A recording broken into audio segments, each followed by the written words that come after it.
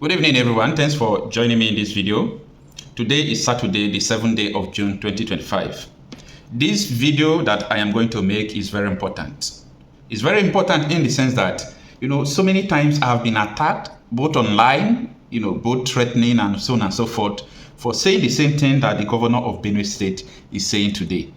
Now, I have criticized this governor, and a lot of people from across the country has been, criticizing Governor Alia because of he was not saying the truth. Let me put it in that way, because it seems that he's now saying the truth.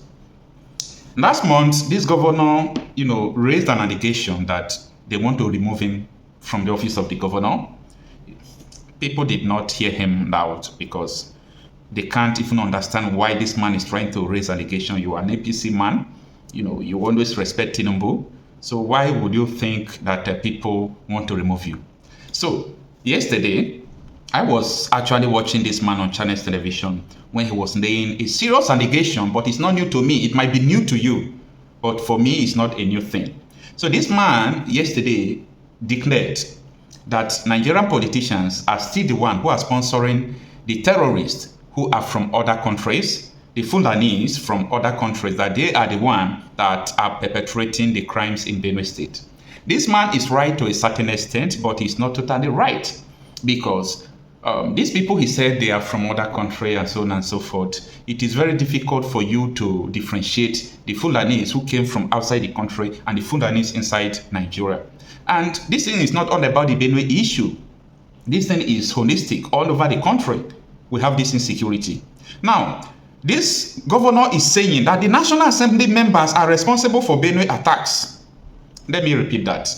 National Assembly members are responsible for the Benue attacks. Is it only Benue attacks? Listen to me. It's not only the Benue attacks.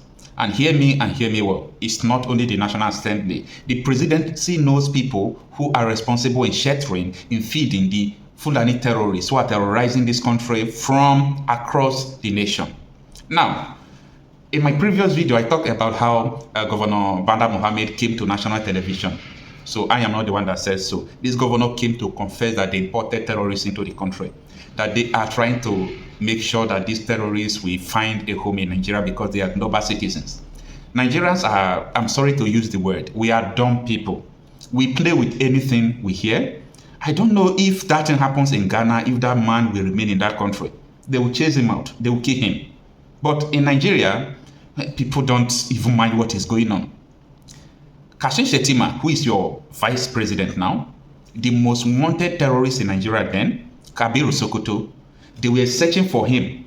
Even the Interpol now activated because they thought maybe he ran out. The United Nations said he's the second most dangerous human being on earth. They saw him in your vice president's house. Today he's your vice president. He was a governor. He was a senator. So when this governor of Benue State is saying that some National Assembly members are sponsoring all these terrorists, and I say, no, it is not only the National Assembly members. No, I refuse. It is not them. There are so many. Some of them are still in the National Assembly in the city. Some of them are governor now. Some of them are in Aso Rock. Some of them are ministers today. They are everywhere now. Look at the way they are terrorizing Imo. Look at the way they are terrorizing Enugu now. Look at the way they are everywhere. Now, do you see Nigerians reacting? No. They are waiting for, the court to sentence Nnamdi Kanu. They are praying for it seriously. Yeah, a lot of people are praying for it seriously. They are waiting for the court to sentence Nnamdi Kanu, waiting for something that will never happen. Why their homes are being taken away? All right, let's go into the details of what this governor said. But don't forget that the same governor of Zamfara State, the incumbent governor of Zamfara State, has accused the Minister of Defense State to Tinubu, that is Matawande, that he is the one or one of the people sponsoring, and he is part of the bandits that are terrorizing Zamfara State. This is what a sitting governor said on a national television. So I don't know why Nigerians are so dull. They don't react. They don't understand that there is no future. No, forget that. See, let me tell you, you have access to embezzle money does not mean that there is a future. The future is more than money. It's more than money.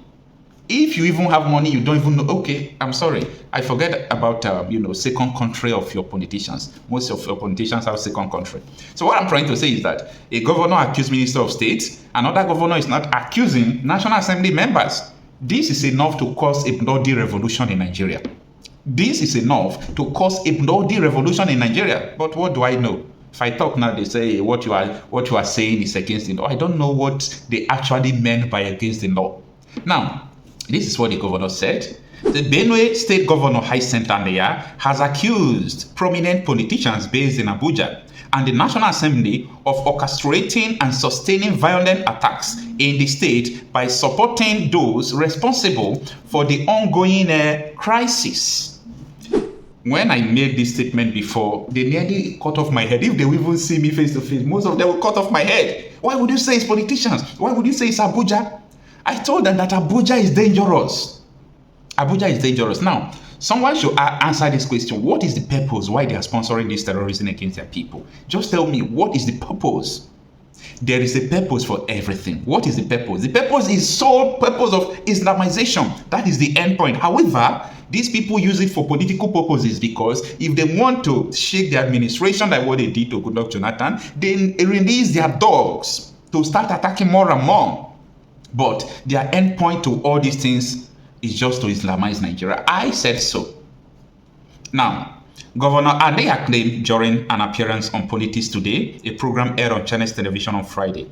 He described the situation in Benue as deeply troubling and suggested that while these politicians pursue personal interests, he remains focused on defending the lives and welfare of ordinary citizens. This is what he said exactly. It is very unsettling, he said. Top politicians active in Abuja and the National Assembly are not just instigating these attacks, they are sheltering the perpetrators, feeding them in the bushes and supplying them with equipment. This is extremely unacceptable. So for a governor to say this, there ought to be a serious and bloody revolution in Nigeria. How can a lawmaker? I said this countless times on this channel, but people are adamant. They don't understand where this country is going. They don't understand where this country is going. This is enough to cause a bloody revolution. Oh, you think Nigeria will become great tomorrow? I laugh because you don't know Nigeria. Oh, you thought 2027 election could bring somebody that could change? You don't know Nigeria. Or you think Fanangel becomes president of Nigeria, that the person will do well? You don't know Nigeria. You don't know Nigeria. You know nothing about this insecurity. Even some governors don't know what is going on. Some local government chairman, so they don't know what is going on. Nigeria is under siege, and this country will never get better. Now, he continued, if these people don't value lives of our citizens and are only fighting for their political relevance, then I will stand with the common people. It is both my duty and my right to protect them. Remember that this was what Otom did for over 8 years during Buhari period. And they called Otom all sorts of names, including this governor. He never understand what Otom was doing. Now he's in the office. And that is why I tell people who believe that someone will become president tomorrow, everything will get better. I laugh. Because you don't know Nigeria. They will frustrate you. Oh, you think that, Tinubu is the commander-in-chief. He should do something. What do you want him to do actually? Do you know how he gets there? No. Do you know how he gets to that office of the president? You think they will allow somebody they can't control to become president? You are dreaming. All right, the article continues that although Governor Alia did not name specific individuals, he revealed that a judicial panel had been established to uncover the root causes of the persistent violence. According to him, the panel's interim findings already implicate several high-profile figures. And this is what he said. We set up a judicial panel to help determine the causes of these repeated internal and external attacks. We have received an interim report, and by Tuesday and Wednesday next week, I expected the full report, he said. Once I have it, we will act decisively. Many prominent names have been mentioned, and we will not ignore them. Let's wait now. Dangerous future is ahead of Nigeria. Very dangerous future.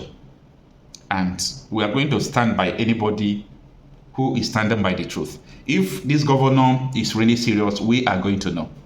We are going to know. I already have the contact of his special assistant. I'm going to communicate with him. If the governor is serious, we know what to do to stand by him. Because if this governor want to, really remove the veil for everybody to see who and who that is truly supporting this terrorism, they will take him out. Yeah, they will take him out. So he needs people to stand by him. Now, he further asserted that the state is under siege, characterizing the violence as calculated and far beyond the commonly cited farmer herders conflict. And he said, the nature of this attack and the intelligence we receive shows this is a coordinated and deliberate operation. Daily we get intel, and lately about 60 to 65% of it proves accurate. What we are witnessing is not just ethnic cleansing, it is terrorism, and they are added. Yeah. This is the end of the article that is saying that Abuja is planning to Islamize Nigeria. Wow. So, what next? Anyway, it is what it is. This is not the first time. Remember the day to Badaya, Kunde Olawumi, a lot of them, this incumbent governor of Zamfara, a lot of people made allegations like this. But what is happening? Nigerians are fools. I'm sorry to use this word. We all are fools. How can people you elected into office, the people that say that your leader are sponsoring terrorism, and you think that everything is normal? We are fools. We all are fools. We don't act. No wonder Babangida wrote in page 336, if I'm not mistaken, of his book, that Nigerians are one of the people who are worse and badly educated, because any place you push them, they will go. If they don't ask questions, what you ask them to do, they will do. And Babangida accused Nigerian influencers and politicians that they are the main causes of this badly educated system that Nigerians have. So I just said, let me do this video. I miss my busy schedules. If you see yesterday, I didn't publish any video, not because there is no security report or those things, just because I am just too busy for this. But I can't ignore the fact that Nnamdi Kanu has been vindicated once more. This is the sole reason why Nnamdi Kanu is just fighting for his people. And I believe that it is the love of his people that made him to start Biafra agitation, because your people are dying, the government are sponsoring it. So Alia is saying that Nigerian government is a terrorist government. The end of the case. Let us start from there next video.